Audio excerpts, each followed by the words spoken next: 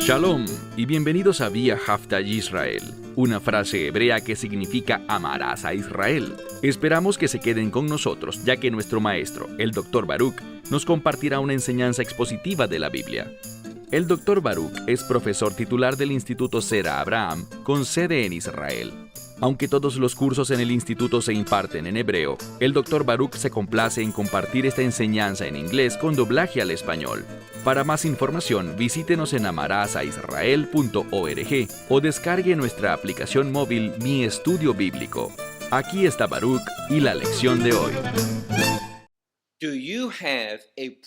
¿Tienes un entendimiento profético de la venida del Mesías? Y cuando hablo de su venida, estoy hablando de su segunda y última venida. No estoy hablando de nuestra esperanza bendita, el rapto, sino que hablo específicamente de cuando el Mesías venga a establecer su reino, el reino milenial. Y debemos darnos cuenta de que los profetas hablaron muy específicamente de eso. Y vemos que cuando Él venga por segunda vez, será muy diferente a su primera venida. En su primera venida, Él no vino a condenar, sino a mostrar el amor de Dios y a hacer llegar, primero al judío y también al gentil, la compasión, el amor, la gracia y el perdón de Dios. E hizo la obra para hacer posible esa gracia cuando murió sobre el madero y derramó su sangre. Pero ahora, cuando hablamos de la segunda venida, Él vendrá con el propósito de juzgar. Pero estas son las buenas noticias. El juicio de Dios tendrá un resultado maravilloso. Toma tu Biblia y ve conmigo al libro de Isaías, capítulo 11. Libro de Isaías, capítulo 11. Comenzamos este capítulo la semana pasada y vimos que hay una referencia al Mesías, como esa rama que brotó del tronco de Isaí. Fue una reafirmación de la promesa del pacto de Dios para con el rey David y la revelación profética de Dios a su pueblo. Y esa revelación profética comenzó con el pacto que Dios hizo con Abraham. Dios quiere cumplir todo esto. Pero aquí hay una realidad interesante. Él lo hará, pero para que esa promesa se cumpla plenamente, primero debe haber un juicio. Y la semana pasada vimos que este capítulo 11 comenzó con muchas referencias al juicio de Dios a través del Mesías en su segunda venida. Hoy continuaremos hablando de eso y también veremos que hay un final maravilloso que viene del juicio de Dios. Su juicio traerá un reino de rectitud y justicia, un reino de paz, un reino que manifiesta su gloria. Y debido a eso, habrá gozo, un gozo indescriptible que experimentarán los habitantes del reino. Así que, ve conmigo a Isaías capítulo 11, donde quedamos la semana pasada. Comenzando con el versículo 11, leemos: Y acontecerá, y luego viene esta frase. En nuestro estudio de hoy, veremos esta frase, Beyom Jahu, y aunque no sepas hebreo, es posible que luego de oírla con tanta frecuencia, ya estés familiarizado con este término. Beyom Jahu, en aquel día. Y les he comentado muchas veces que la expresión en aquel día se refiere al día del juicio. Específicamente, el día en que el Mesías regresará y derramará su ira sobre los enemigos de Israel y su juicio devorador sobre los que rechazan la promesa profética de Dios. En este pasaje veremos esta frase 3 veces Una de ellas en este versículo, y acontecerá en aquel día. Fíjense en lo que Dios hará. Leemos, Yosif Adonai Shenit Yado. Y lo leí en hebreo, porque quiero que sepan que estoy prestando mucha atención al vocabulario, a la gramática, en el idioma original. Yosif significa lo hará de nuevo. Habla de una continuación de algo que fue, luego dejó de ser y será. El Señor extenderá su mano otra vez para comprar. Ahora bien, esta es la palabra liknot. Liknot significa comprar en hebreo moderno, comprar o adquirir, pero también conlleva una idea de redención. Así que Dios por segunda vez, y esto es significativo porque habla de una acción de Dios en los últimos días para traer redención a su pueblo. Y quiero destacar esto, ya que es importante. En este momento, estoy escribiendo una respuesta a un libro que me enviaron, y el autor de ese libro dice que no hay ninguna posibilidad de que Dios haga eso. De hecho, él interpreta que gran parte de las profecías de los últimos días se cumplieron en la primera venida del Mesías y no será en la segunda.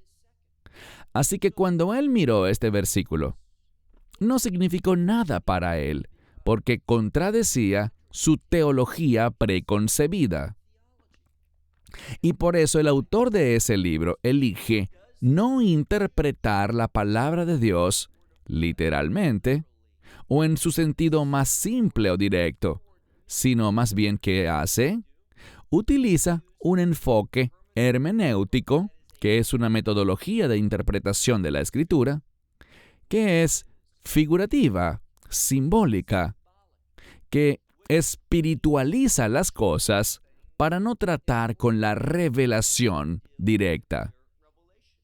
Leemos, Adonai, eso es literalmente lo que dice, y el término Adonai se deriva de la palabra hebrea que significa Señor o Maestro, alguien que está a cargo.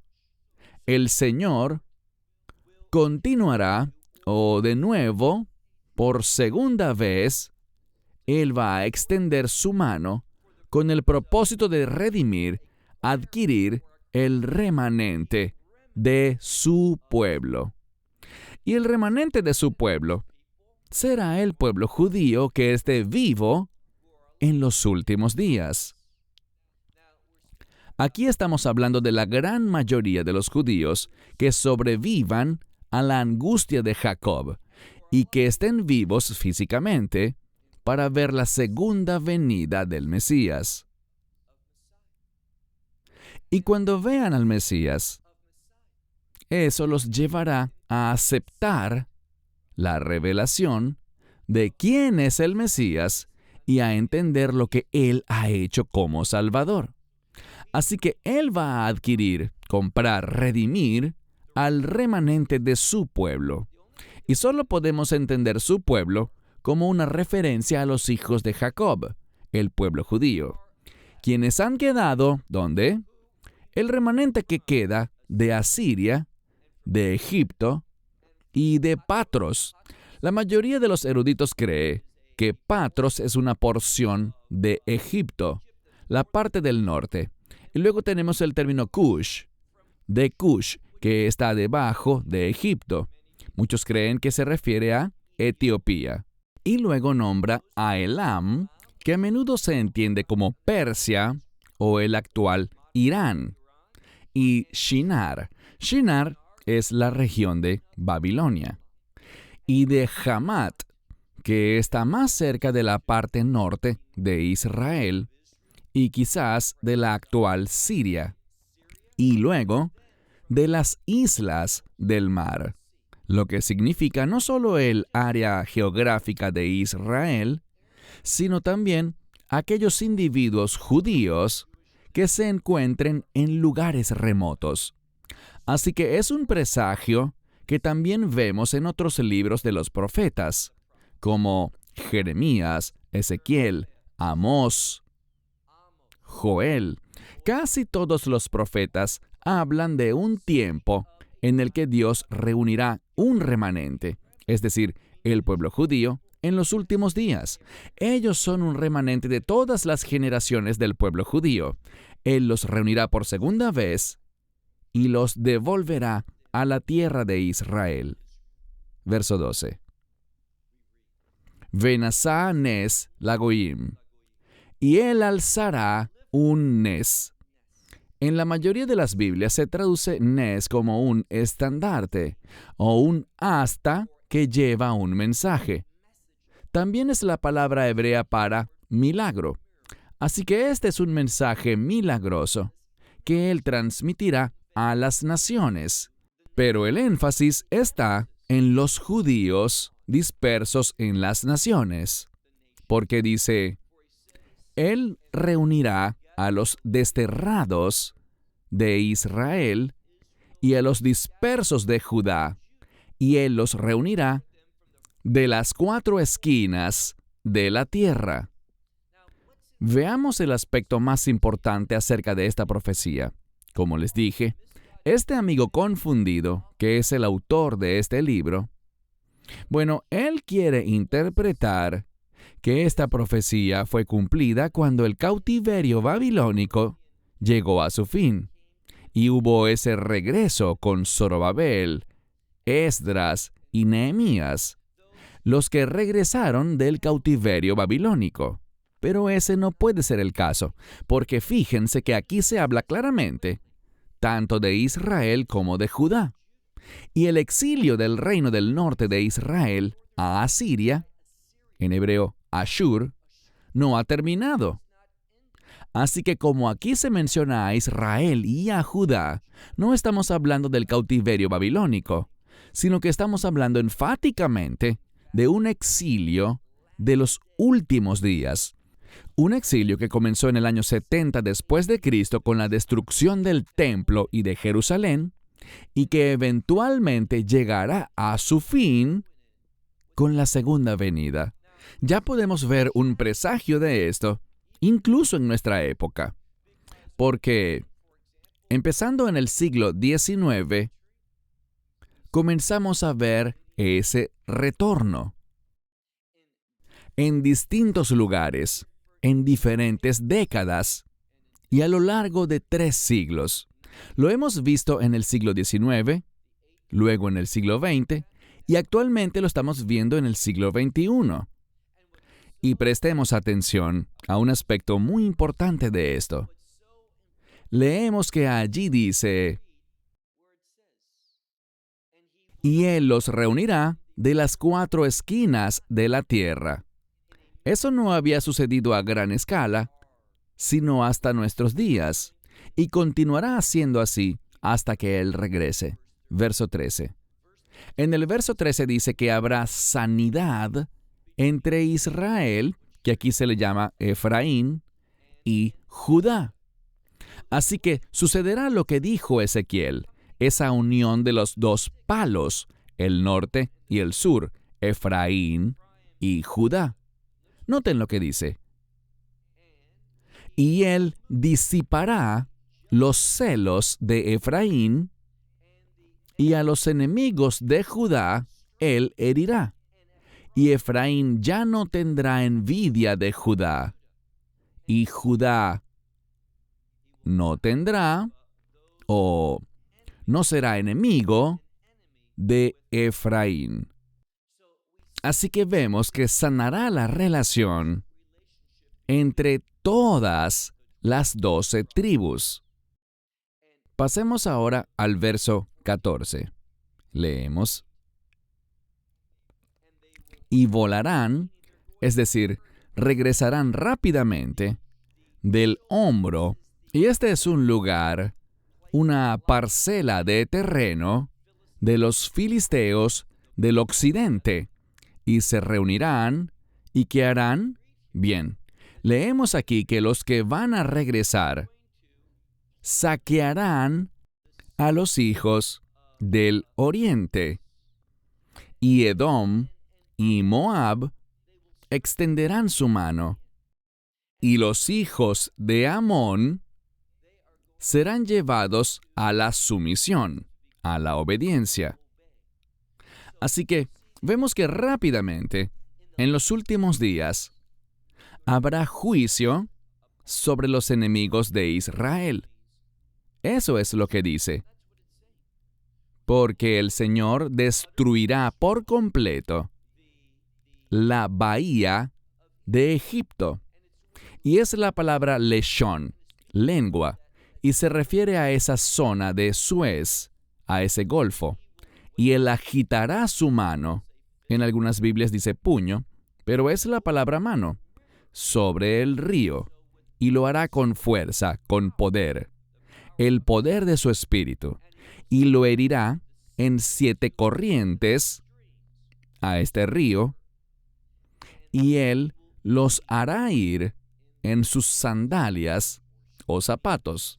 Es decir, que él herirá a los enemigos de Israel, y vemos que esos enemigos se mencionan específicamente para que el pueblo que está en cautiverio, en el exilio, en los últimos días, esos que no habían podido regresar a la tierra, ahora puedan emprender su rumbo de regreso.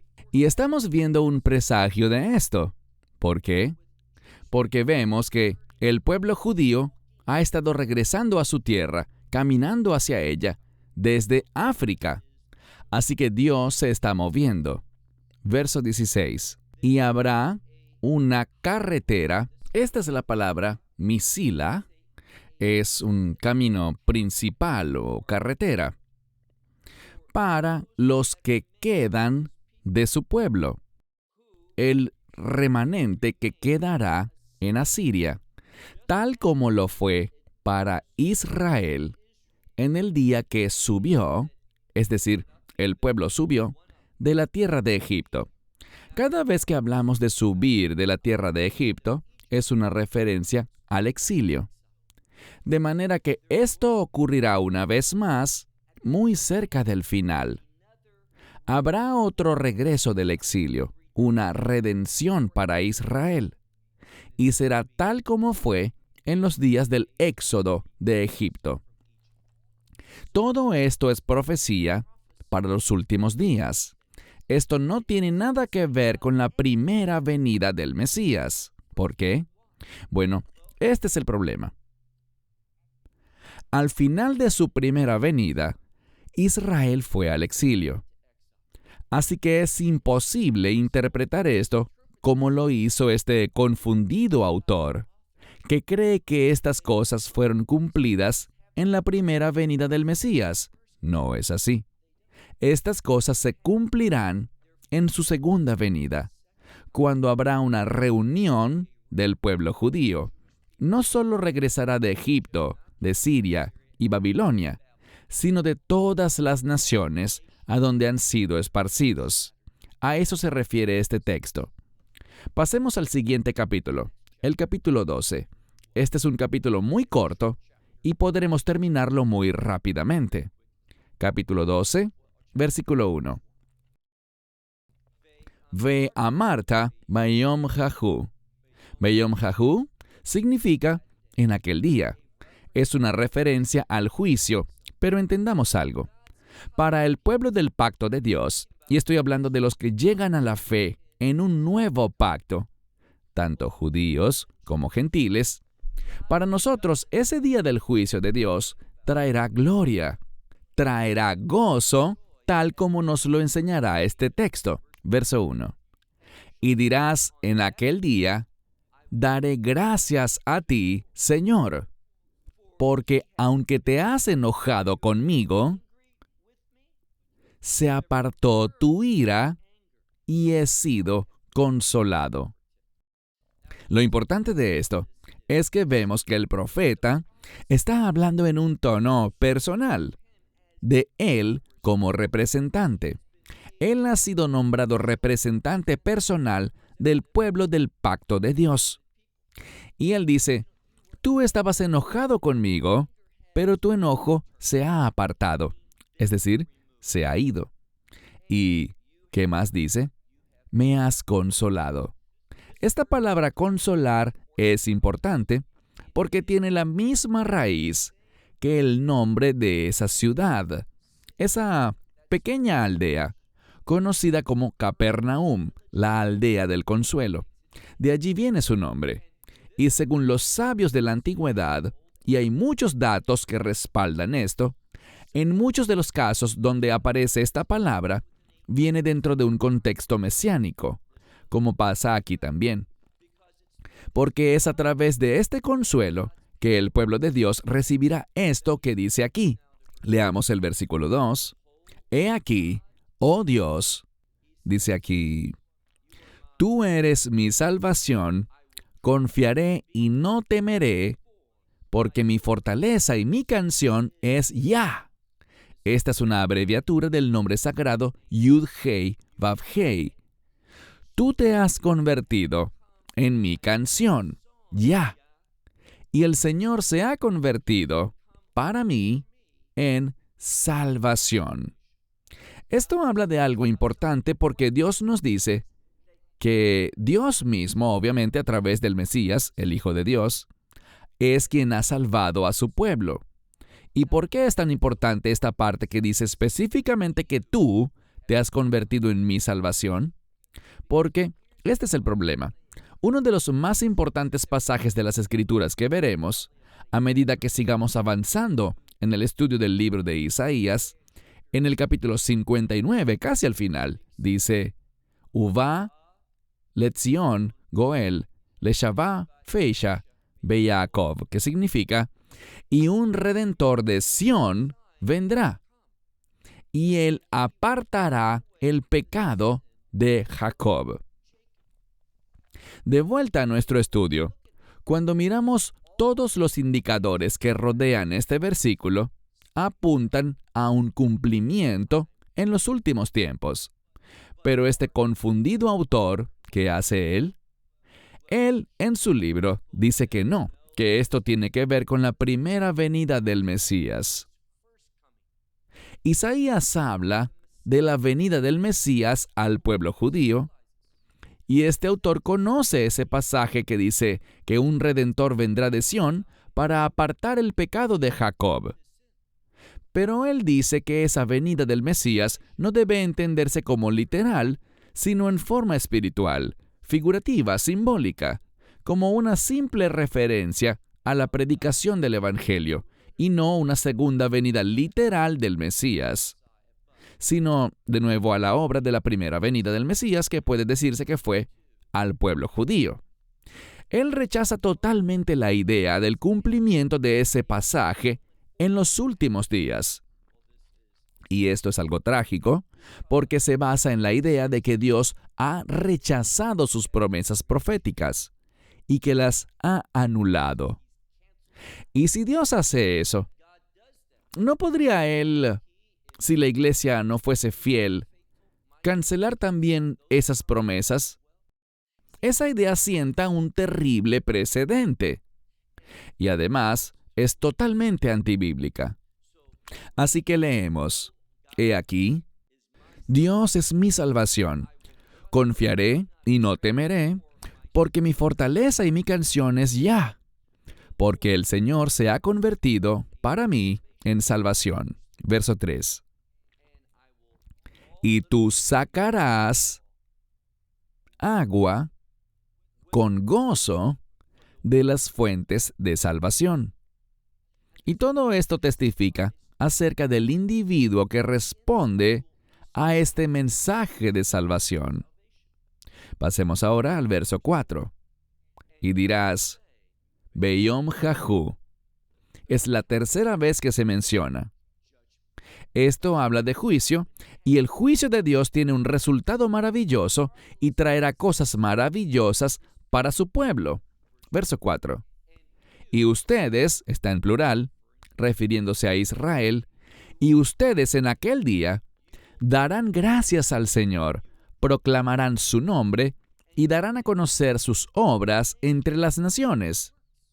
Así que en ese último momento, Israel será usado para traer un remanente de los gentiles. Y eso lo vemos también en Zacarías capítulo 14. donde claramente se habla de que habrá un remanente, un pequeño número de personas que subió a Jerusalén para la guerra, pero cuando vean la fidelidad de Dios a Israel, llegarán a la salvación. Por tanto, es solo cuando miramos toda la profecía y la entendemos y la interpretamos literalmente en su sentido más simple, dejando que el texto nos hable sin buscarle un sentido figurado o simbólico, con el deseo de espiritualizar los textos o decir algo que es muy engañoso. Ciertamente, es a través de la lente de Cristo, la fe de Cristo, que podemos entender todo esto correctamente. Pero eso no significa que cambiemos el mensaje del texto. No. El Mesías nos da la capacidad de entender el significado simple de un texto. Leamos una vez más el verso 4. Y ustedes dirán en aquel día, den gracias al Señor, invoquen su nombre o proclamen su nombre, den a conocer entre los pueblos sus obras y hagan mención de que su nombre es exaltado. Y la frase hacer mención es la palabra hebrea haskiru, y viene de una palabra que significa recordar. Aquí está en hif'il, en causativo, así que significa hacer que se recuerde, y se ha traducido como hacer mención o recordar, pero esta palabra tiene una connotación de pacto. Todo esto habla de dar a conocer la fidelidad de Dios por medio de su pacto, de que Él es fiel a su pacto, y al hacerlo, su nombre, su carácter, su reputación será Nisgab, que es elevada o exaltada. Verso 5. Canten al Señor porque majestuosamente lo ha hecho. Que esto se sepa en toda la tierra. Y finalmente, último verso, el verso 6. Regocíjate y clama, ¿quién? Aquel que habita en Sión. Porque grande en medio de ti es el Santo de Israel. ¿Escucharon eso? El Santo de Israel.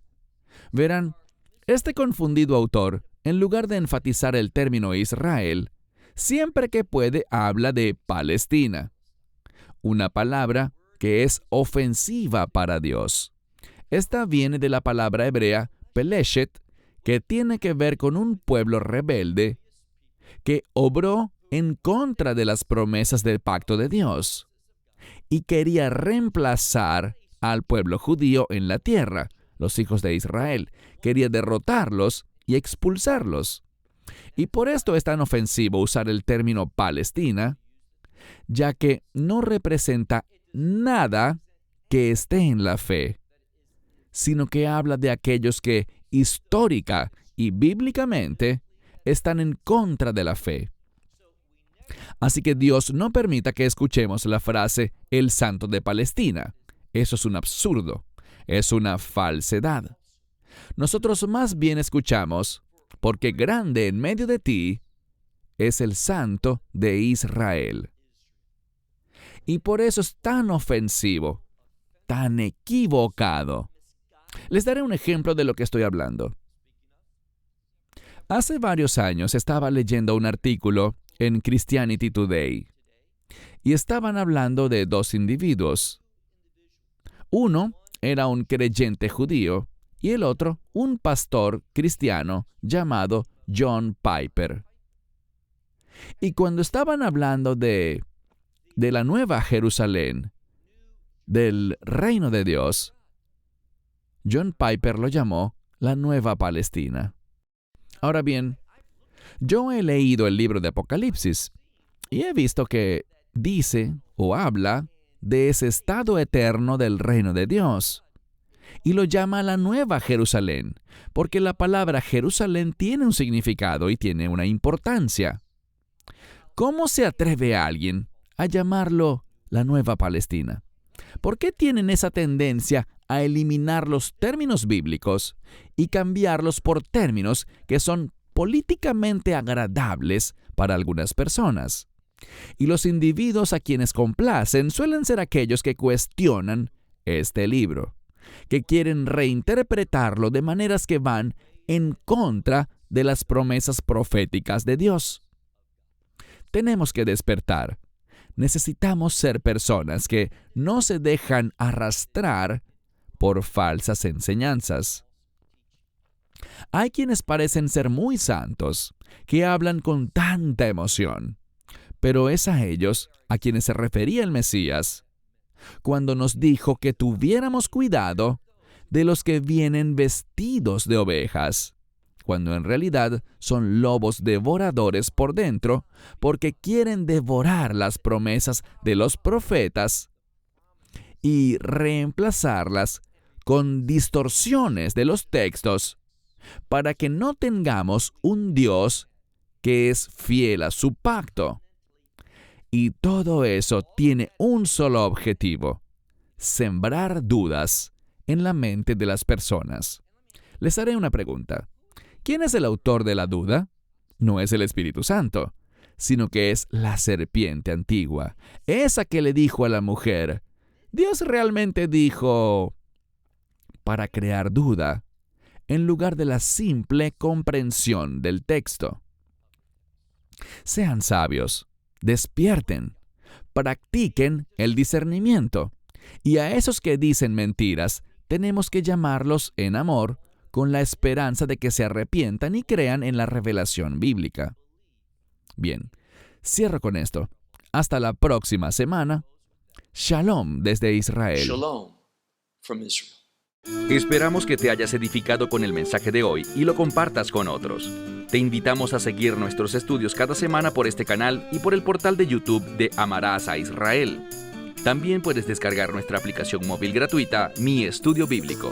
Finalmente, para obtener más información sobre nosotros, visita nuestra web amarasaisrael.org, donde encontrarás otras conferencias de Baruch en audio, video y texto. Hasta el próximo programa. Que el Señor te bendiga en Yeshua HaMashiach, Jesús el Mesías, mientras caminas con Él.